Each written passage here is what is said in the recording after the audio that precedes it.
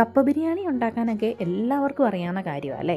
ഞാനുണ്ടല്ലോ കഴിഞ്ഞ ദിവസം ഈ കപ്പ ബിരിയാണി കഴിക്കുന്ന റീല് അപ്ലോഡ് ചെയ്തപ്പോൾ 1-2 പേര് കമൻ്റായിട്ട് ചോദിച്ചു, കപ്പ ബിരിയാണിയുടെ റെസിപ്പി പറഞ്ഞു തരാമോ? വെറുപ്പിക്കലാന്ന് വിചാരിക്കല്ലേ. കപ്പ ബിരിയാണി ഉണ്ടാക്കാൻ ഒട്ടും അറിയാത്തവർക്ക് വേണ്ടി ഈ റെസിപ്പി ഇവിടെ കിടക്കട്ടെന്നേ. കപ്പ ബിരിയാണി ഉണ്ടാക്കാനുണ്ടല്ലോ നമുക്ക് നല്ല ഇറച്ചിയോട് കൂടിയിട്ടുള്ള എല്ല് കിട്ടുവാണെങ്കിൽ അതാണ് ഏറ്റവും നല്ലത്. പിന്നെ കുറച്ച് ഇറച്ചി പീസും കൂടെ കിടന്നോട്ടെ അതിനകത്ത്. ഇതേതാണ്ട് 2 കിലോയോളം അടുത്ത് എല്ലും ഇറച്ചിയും കൂടെ ഉണ്ട്. എല്ലും ഇറച്ചിയും കൂടെ നന്നായിട്ട് കഴുകി വൃത്തിയാക്കി വെക്കണേ.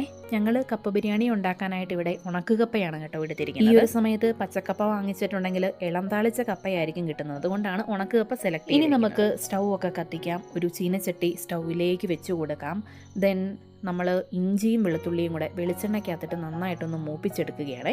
ഇനി മൂത്ത് വന്ന ആ ഒരു ഇഞ്ചി വെളുത്തുള്ളി പേസ്റ്റിലേക്ക് കുറച്ച് മീറ്റ് മസാലയും കാശ്മീരി ചില്ലി പൗഡറും ഗരം മസാലയും കൂടെ ആഡ് ചെയ്ത് കൊടുത്തിട്ട് അതും നന്നായിട്ടൊന്ന് മൂത്ത് കിട്ടണം. അങ്ങനെ നന്നായിട്ട് മൂത്ത് വന്ന നമ്മളുടെ ഈ ഒരു കൂട്ടിലേക്ക് കുറച്ച് വെള്ളം ഒന്ന് ആഡ് ചെയ്ത് കൊടുക്കണം കേട്ടോ. ഒരുപാട് വെള്ളം കോരി ഒഴിക്കരുത്. നമ്മൾ ഈ ഇറച്ചിയും എല്ലും ഒക്കെ വേവിക്കുന്ന സമയത്തെ ആ ഒരു ഇറച്ചിയിൽ നിന്ന് സ്വാഭാവികമായിട്ട് കുറച്ച് വെള്ളം ഇറങ്ങി വരും. അങ്ങനെ വെന്ത് കിട്ടുമ്പോഴാണ് നല്ല സ്വാദായിട്ട് കിട്ടുക. ഇതിനിടയ്ക്ക് നമ്മളുടെ ആ ഒരു മസാലക്കൂട്ടിനകത്തേക്ക് നമ്മൾ കഴുകി വൃത്തിയാക്കി വെച്ചിരുന്ന എല്ലും ഇറച്ചിയും ഇട്ട് കൊടുത്തിരുന്നു. ഇനിയാണ് നമ്മളുടെ കപ്പളങ്ങ കൂട്ടന്റെ വരവ്.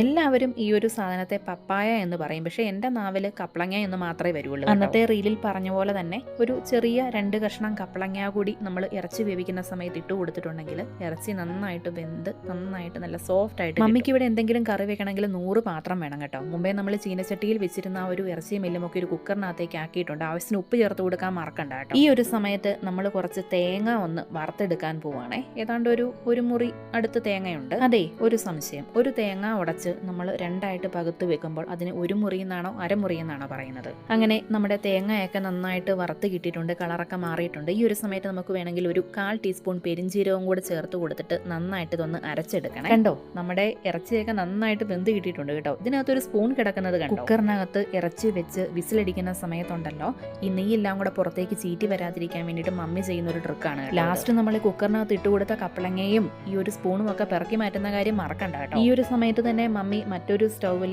കപ്പ നന്നായിട്ട് വേവിച്ചെടുത്തു കേട്ടോ. നല്ല മഞ്ഞളും ഉപ്പും ഒക്കെ ചേർത്ത കപ്പ നന്നായിട്ട് വെന്തു.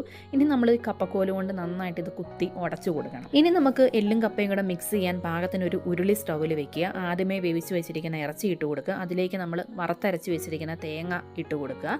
ദെൻ കുറച്ചായിട്ട് കപ്പ ആഡ് ചെയ്ത് കൊടുത്ത് നന്നായിട്ട് തന്നെ മിക്സ് ചെയ്ത് കൊടുക്കുക. ഇത്രയുള്ളന്നേ നമ്മുടെ കപ്പ ബിരിയാണി ഇവിടെ റെഡി ആയി കഴിഞ്ഞു. മഴക്കാലമൊക്കെ അല്ലേ വരുന്നത്. ആർക്കെങ്കിലും ഒക്കെ കപ്പ ബിരിയാണിയൊക്കെ ഉണ്ടാക്കി കഴിക്കാൻ തോന്നുമ്പോഴുണ്ടല്ലോ ഈ റെസിപ്പി ഒന്ന് പരീക്ഷിച്ച് നോക്കണേ. അതെ, ഈ ഒരു വീഡിയോ കണ്ടുകൊണ്ടിരുന്നപ്പോൾ ആർക്കെങ്കിലും ഒക്കെ കപ്പ ബിരിയാണി കഴിക്കാൻ കൊതി തോന്നിയിട്ടുണ്ടെങ്കിൽ അതുകൂടെ ഒന്ന് കമന്റ് ചെയ്തേക്കണം കേട്ടോ. താങ്ക്